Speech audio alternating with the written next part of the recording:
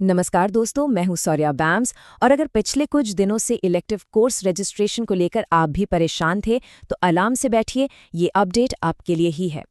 चलिए फटाफट देखते हैं कि एनसीआईएसएम की तरफ से क्या ज़रूरी जानकारी आई है। हाँ, मुझे पता है। पोर्टल में कितनी टेक्निकल प्रॉब्लम्स आ रही थी, पेमेंट इश्यूज हो रहे थे, काफी स्टूडेंट्स इसको लेकर परेशान थे। बहुत सारा कंफ्यूजन और टेंशन का माहौल था, है ना?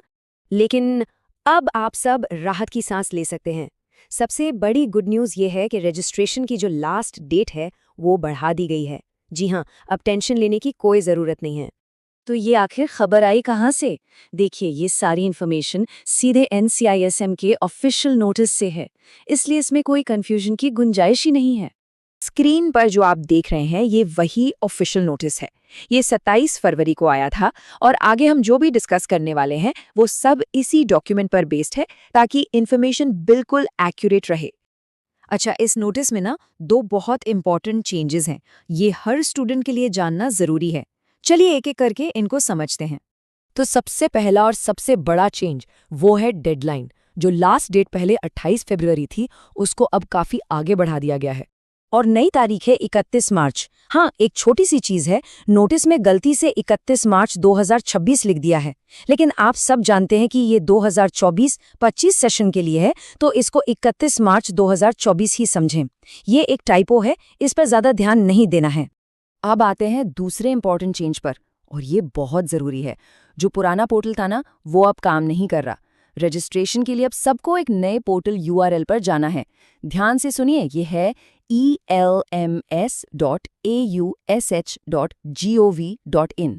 इसे कहीं नोट कर लीजिए या सेव कर लीजिए, बहुत जरूरी है।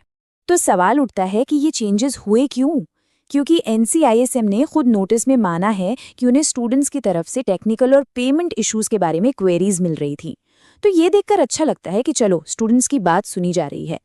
ओके, तो अब हमें सब पता चल गया है, डेडलाइन भी और नया पोर्टल भी। तो अब करना क्या है? चलिए, मैं आपको एक सिंपल सा एक्शन प्लान बताता हूँ जिसे सबको फॉलो करना है। देखिए, बहुत सिंपल है। स्टेप 1, नए पोर्टल पर जाइए, यानी lms.ayush.gov.in पर। स्टेप 2, वहां अपना रजिस्ट्रेशन और पेमेंट का प्रोसेस कंप्लीट कीजिए।